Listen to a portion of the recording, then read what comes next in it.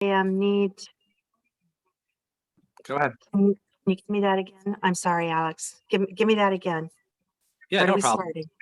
So the question is like, what's a conversation that you have as a setter or closer that you're not like extremely confident with?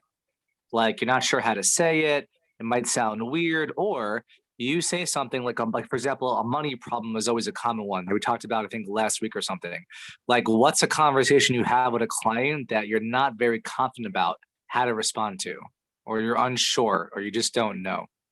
What would you say? Okay, if I'm going with the setter script that I was given, I always try to avoid this if I can because I try to get the answer that I want Yeah. in discovery, but it's the on the basis of 1 to 10, with 1 being, money's really tight and 10 is your flush, where are you? I hate that. Does anyone else hate that on this call? Yeah, Angela? definitely. Yeah. All right. What do you guys hate about it? Just out of curiosity. I feel like, I've taken the whole call to get to know somebody, and Mhm. then if I haven't done my job and gotten that answer beforehand, then now it becomes a sales call instead of a discovery call. Oh, yeah. I could totally see that. Anyone else? Daniel, Angela, Mike? What do you guys feel about that question? Like, how is it for you? I mean, I feel like if they're on the phone, right, they're obviously interested. So I don't understand how that really like that's the process because if they give you like a 7, oh, well, no, why not an 8? I, Yeah, I just think it's kind of overkill to really. I feel like there's got to be a better way than that, right? yeah, totally. For sure. Daniel, you got anything? Or Angela, sorry, go ahead. No, I experienced it last week, so I want to listen. Yeah. Yeah, we were talking about that last week on our last call. And then Angela, anything for you? Well, I'm really new into this, but I just hate quantitative measurements like that. Yeah, totally. Yeah, it definitely is like kind of bizarre, isn't it? You're going through a conversation with someone, getting to know them, getting to know their life, what they're dealing with, right? What's important to them. And then you're like, so on a scale of 1 to 10, Angela, how are you financially? Yeah, how do you answer that? I mean, I pay all my bills, I have enough to eat, and you Yeah. know, Honestly, the biggest concern I have with that question is like people lie and people don't want to look bad on the phone with you, right? Because they want to get a job. So if you say on a scale of 1 to 10, where are you at? I guarantee you that most people would say like a 3 or higher or a 4 higher because they don't want to look broke, right? They don't want to look bad. And so, what is the real then value of that question at all? Like, what's the intention of it, right? I would argue it's designed to see if they could afford the program. But how are you financially? To me, is very subjective, isn't it? It means something different to everyone. So how is that really a fair question designed to see if they have 8 grand right now in their pocket or they can make it work? That's kind of where I stand from. How about everyone else? Exactly. And and mhm. and here's the piece is like if you're really kind of doing the due diligence and then you're digging, then the next question is when they tell you 5, because as you said, you're not, what is their 5 compared to yours? Then you have to go in deeper and say something like, and I'm taking this totally from another call I heard because I was really impressed that she asked this. And she had said, well, what is your idea of a 5? What does that mean to you? Does that mean that you're having ramen noodles tonight, or are you having steak? And she kind of, right. And so I really admired that she said that, but I really resent that I would even have to ask that. It does not go with um, my approach at all. And I kind of feel like if I have to ask that question at the end, then I haven't done my job in the beginning. Totally. Yeah, thanks for sharing. Anyone else? What are your thoughts about it?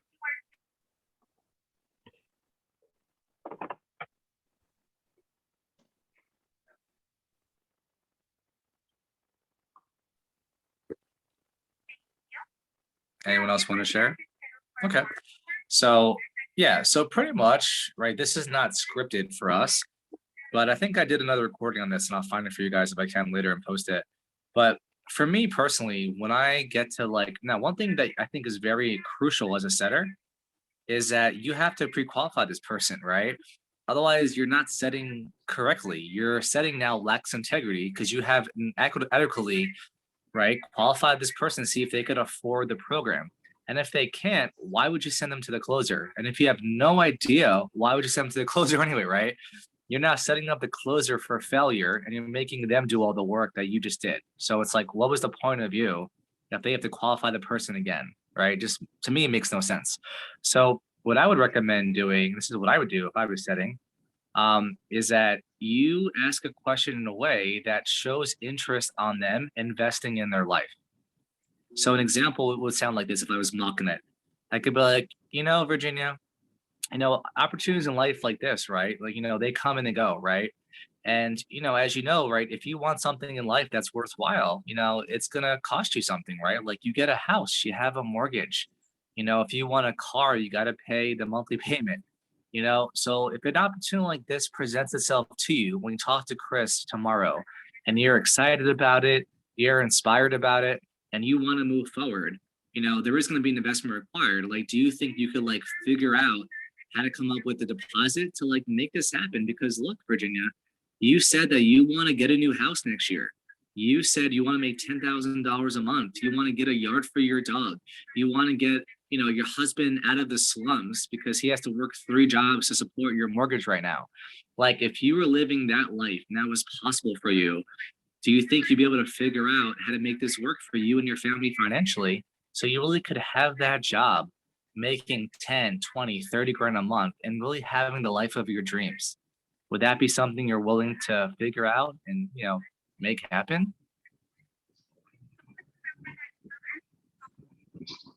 So if you notice, right? So if you notice, I didn't talk about the money at all, really. I was talking about, is your life worth the effort? Right? It's all about them and their life and their future they said they wanted. And that's where I focus all my attention when I sell. And if they bring up a money concern, I'm like, I got it. You can't afford it right now. But look, if I was going to give you $1 million tomorrow, if you could somehow, fly to Hawaii and you are broke, wouldn't you figure it out? If you knew I was going to give you $1 million, you probably would, right? If you fell down right now and broke your leg and you didn't have medical insurance, wouldn't you still go to the hospital and get medical care and like you'll figure out how I'm going to pay for it later? Like consider that in life, money's never the problem. It's just always the motivation behind it. True. Okay. No, I got that. Again, that still is my kind of weakest point, and I know I absolutely need to make it. And you're right. You didn't say anything about the money, and you were showing them, hey, isn't your life worth this? And you did say, there is an investment. I guess my whole premise of the call, and you're right, I'm setting the closer up maybe for failure. I just kind of feel like, well, that was their job. It's because I don't want to mention the money at all. All I want to know is, can we help you? Will this program help you? Hey guys, I'm so sorry. I'll be back in a minute to finish this guy. So keep talking about yourself. We'll be right back.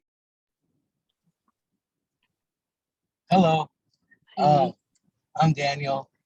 hi, Daniel. Did you guys get that warm, fuzzy feeling when he was delivering that? I can't replicate that yet. But when No. I can do that with good intent and just love for it, man, it feels so good to give that away. And I honestly haven't figured it out. And it's hard because as a person, I don't think I've connected like that. But man, it feels good to do it. So that's why I like how he teaches, because I don't get moved like that too easily. And I don't know, I don't even know you guys and you don't even know me, but to ignite that, that's why the people sign up. That's why I did it. Man, I signed up for $8,000 and it's like, I didn't know it was going to change my life like this. If I misspeak freely, and I apologize if I've said too much. Not at all. But No. so again, if we're kind of talking freely, I mean, weren't you a little surprised or shocked at how much it was? Yes. Oh yeah, but you know what? I had the money in my hands, and I'm willing to open a business and go sell food and work really hard and do all of this. I got the truck for it. But man, with talent like this, I don't have to leave my house and I can work on myself and become that person. That's integrity. What he's talking about is you live that every day. And if you have that already and you do it every day in that matter of the sense, I mean, where I work at, it's like the integrity is different and it's all viewed by the way you work. So like it's everything, you know? So I don't know how to explain it. He just wakes that up in me. And I want to be able to give that away to people too. That's what I've experienced here because I don't even know why I'm here for $8,000. Yeah, you're right. Just because I have it, I guess. But it was the smartest thing I've done. This is a great skill. Absolutely, and I'm not denying it. I wouldn't say that I had it. I had to scrounge for it, and I'm gonna really have to bust my ass to make sure that I Right. recoup that money. I don't think of it as a loss. I think of it as, this is my incentive. I really have Yeah. to. I really It's couldn't making afford me it, but I change my took a life, a chance on on my life and how I wanted to make it better. Yeah, feels good. Exactly. But And it was I still haven't done it any was still calls yet, scary. so yeah. No, it is. I'm scared now. I can't break out of my shell. And, I haven't felt this fear. And, I'm having to dominate things that, I thought I was good with. And I am. But the intent and the integrity of the whole thing, it's like, I haven't had that type of responsibility. I mean, where I work at, they give you a piece of paper, you go pull the part, and then, you deliver it in a forklift, but it's well paid. But I don't have a skill set that if it changes in 10 years, man, I don't want to go find a job. I already got 10 years in where I'm at. And if I'm Right. going to go sell tacos and sell food, I'd rather do this and fund other stuff or build teams to go sell my tacos or the food I make. It's a great skill all around. I mean, I'm inspired. Yeah, But I Yeah, got to yeah. get around. it's not like it's Yes, sir. it's a waste at all. It's a different skill and you can use it for anything. One of the other um, ladies that I had called with earlier, because I was telling her I really felt an intense dismay about trying to be sales because I'm never sold anything. In my mind, when you say sales, I think used car salesman. And she was really going, look, you're going to think how you think based on your past experiences, but you really have to start thinking of sales as a service. And that kind of did turn it around for me a little bit. And she said, also, be real. You sell things every day. Are you a mom? Yes. Well, didn't you sell it to your kids that they had to eat their vegetables to grow up strong? Stuff like that. Don't you sell it to your boss that, that you're worth that next promotion? Or, don't you sell it to your husband that he should go out on a date night? I'm like, God, when you put it like that, you're right. I guess everything is sales. Yeah. Yeah, love that energy, Daniel. Do you work in distribution? No, manufacturing, Oh, okay, yeah, Aeros- manufacturing. aerospace, yeah.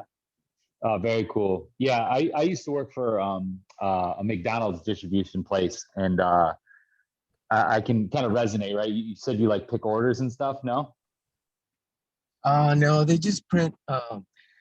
They print a piece of paper, they give it to you, you pull it off the racks, and then you take it to a production line, a staging area, and then you go back and you print it again. Oh, okay, Very, gotcha. very mindless, bro. And it's what I asked for. Like when I asked for it, that's what I got because I want a simple job, simple, well paid, man, and that's what I got. But I got no skill. Yeah, I can just follow direction, or check it off. And it's more than that, but man, I don't know. I yeah, can't get myself around my feelings. yeah, man, that's awesome, dude. I love that for you. I think the best is yet to come. And I heard something from someone recently. It talked about, people are always calculating the risk of the investment, but never calculating the risk if they don't invest, and that really resonated with me. The chance of like, whatever this program costs, just constantly analyzing that money, but how profound it would be if we didn't make that jump, so yeah, I don't know if that resonates with anyone. Yeah, so let me step in. I'm done with my call. Right? I just closed that guy. So look, here's the most powerful way. Seriously, because remember, this is like years and years of research saying this right now. This is the most powerful way, really, to inspire, to motivate, to really empower anyone to do anything. And I hear what you said, Mike, about kind of like the FOMO thing. That is effective, but honestly, in my market research, it's very ineffective in the long run. It's like very small amount of people have FOMO because they don't have money or they can't figure it out. They're scared, whatever. Okay, the most effective way that I have found that works like every time, like it's very highly effective, is you instead of focusing on like the missing out or focusing on the money, instead, what if you tried having the client focus on like the future they would have for themselves if they did this thing, right? And the way you link this is to the benefits that they said they wanted, right? When you're in the discovery call, like let's mock it, right? I'm gonna mock it myself because I just do that for some reason. I'm insane, right? So like, hey, Alex, like what's really important to you right now? Well, I'm working a job. I'm making I'm making decent money, $7,000 a month, but it's just not enough, man. Like, I want to get my wife and I a house. I want to get my dog a yard. I want to like have some time for vacation, and I can't do these things if I'm only making $7,000 a month. I need more. Wow. So you sound really frustrated, man. It sounds like you're in a position like you're stuck. You sound like you're doing well, but the pay is just not there. And it sounds like your wife and you want to get a new house, right? You want to get a yard for your dog. You want to create an environment where it sounds like you all can thrive and you have space. You have extra money in savings, right? Because I know that you said you live in California. Yeah, it's really expensive out here. Yeah, right. I mean, Alex, how much is a house out there in California, the kind of size you want to get for you and your family? Oh my God, it's like $1 million house is like $7,000 minimum for a mortgage. Oh, Jesus Christ. Yeah. And you're only making how much again? 7,000. Wow. So you are just making enough to pay a mortgage, but nothing else, right? Like you can't, like, how are you going to pay for food, right? Like it doesn't work that way. So, how much would you need, Alex, you think, to like, not just get a house for you and your family, but like be able to provide, be the man of the house, like have more money for like savings, retirement, vacation, the whole nine. Man, I would need at least like 15,000 minimum. Okay, great. Is it possible for you to make that right now where you work? No. Oh, okay. So is that why you're looking for a new position right now? Yes. Okay, I totally got it. So what if you now were able to make $15,000 a month? Let's say that was no longer a problem. Like, how would your life now be? Well, I'd be able to get us a new house. I'd be able to get the yard for my dog, who he's been, stuck in our little condo the last couple of years. So I always feel bad for him when I leave. My wife and I would have some more money in savings to go on vacation, have a proper honeymoon because we couldn't go last year during the pandemic. It sucked, and just have like more options in life, man. Yeah, I totally get that. Wow. Having the ability to like do what you want, not stressing out about money anymore, giving your wife the life that she deserves, right? And they say happy wife, happy life, right? Yeah, exactly. I really get the world of how your life would be if you were in a position making the kind of money that you deserve. It sounds like you said, you're a badass closer, you're doing well. You just don't work for a company or a position to provide you the income you need for the amount of production that you provide, right? Yes, that's exactly it. I got it. So look, here's what we do here, man. People come here just like you, and we're able to train them, and get them into these positions where they make 15, 20, 30. I know people that make 30, 40 grand a month. It's nuts. And if you're as good as you say you are, I don't see why you wouldn't be in the pipeline within like 30 days or less, already looking for work, making 5 figures a month. So you could then buy your wife that house. You can get your dog that yard. You could really have the life you deserve that you say you want and you work your ass off for, like literally, right? Yeah. And opportunities like this are not always around, are they? Right? Like, is this the first time you've been talking to a company like ours that provides this kind of income? Yeah. It's not often, right? So as you can imagine, right, nothing in life that this great is free, of course, right? Yeah. So there is an investment part of this too. Now, I didn't even tell you what the investment is yet, but is that something that is going to stop you? Like, is that going to restrict you at all from capitalizing if you choose to move forward with this opportunity? Or are you like not worried about it at all? Like, you'll figure it out. It's fine. I don't know, man. Look, like, I have a couple of thousand in the bank right now, but if we have a conversation and I like what I hear and I really believe and see how I can make this a reality, like, I'll do whatever it takes. So I'll figure it out. I'll make it work. I'm like, I got it, man. Yeah, good for you. Seriously, good for you for being like so confident and so relentless. Seriously, in your pursuit to getting what you want for your family. Because you're right, you deserve it. So does your wife. So does your dog. Right. And it sounds like you'll do whatever it takes to make sure you get it. And I'm telling you, man, that's a characteristic of some of the most successful closers I know that make that 20, 30, $40,000 a month income. So seriously, good for you. Okay, so let's start. So let's move into that conversation now. I'll tell you how the investment works and that stuff like that. That's how I would do it. And if you notice, right, it was nothing about the money. It was all about the future he said he wanted. And that's what I was selling him into the entire time.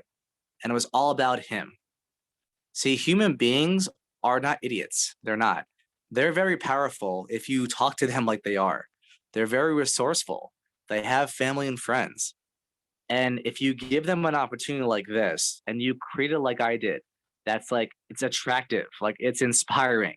Like he's lit up about it. He's like, shit, I can really see myself doing this and having that house and having that yard.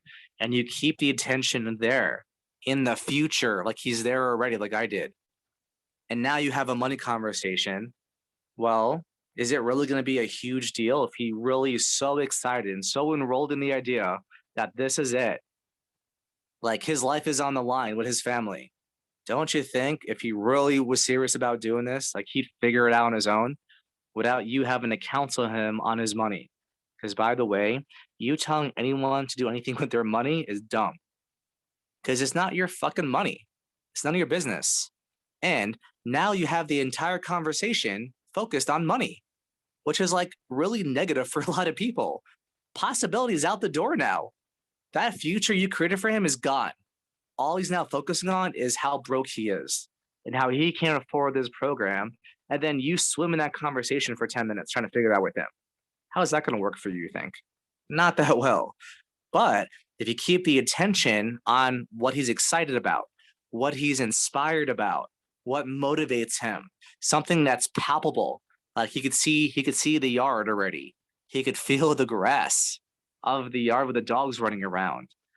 And you say, look, this thing is going to cost something. If he asks what is, yeah, it's $8,000. But we mostly break it down to monthly payments. Okay, now, is that going to be a problem for you? Are you going to let that get in your way of having the kind of future you said you want for you, your wife, and your dog? And then just listen. And they'll tell you everything you need to know. And you want to keep the conversation always about the future. Always. Don't ever talk about money. They'll figure it out. Seriously, I've sold things to people who are broke and they figured it out. They're like, because they were so inspired. They were so lit up. They're like, shit, man, I don't know how, but I'm going to figure this out. And like, I'll call you back tomorrow. I was like, okay, I got you. Or I'm like, why don't you call someone like right now? Like, look, you have me on the phone. I could be support, whatever you need. Like, let's call this guy. And we conference the guy in the call, you know? And he literally like convince his friend to like loan him whatever the deposit was. And he did over the phone with his credit card. Like people will surprise you. They will do things you never thought were possible. If you're speaking from a future worth living into for them, that inspires them, that motivates them. Seriously, you will be shocked how people figure shit out on their own. Like they call lost uncles. They go like work a part-time job for a week. Seriously, to like make the money because for them, this is it. Like they don't have to worry about any other opportunity. This is the one that's going to get them to the finish line in their life. This is the one that's going to make them rich. This is the one that they've been waiting for. Now, that doesn't happen in a vacuum. You have to create that with them. Like I was doing. You got to be interested. You got to be curious about their life and connected to them to get like, what do they really care about? What's important to them? Not you, to them. What benefits do they see in this program? Not what you say, but they see. and that's what you sell into. That's what you focus on. Okay, I have to go in about 30 seconds. So what'd you guys get from that real quick? Anybody could share. Go ahead, Virginia. Yeah, you're a freaking artist, and I don't know how I'm going to replicate that, but I'm gonna give it my best try. I mean, I hear what you're saying. I have to really feel it in my brain before I can really regurgitate that to somebody and do what you're saying is inspiring them to go, all right, I'm broke, but you know what? This is my chance. This is my time. I'm going to do whatever it takes to get in there. That's a Yeah, true so- salesman. So, I have to live Virginia, up to it. it's actually really simple. Look, focus. Here's the how. Okay, everyone, you want to focus on the context of the call. That's it.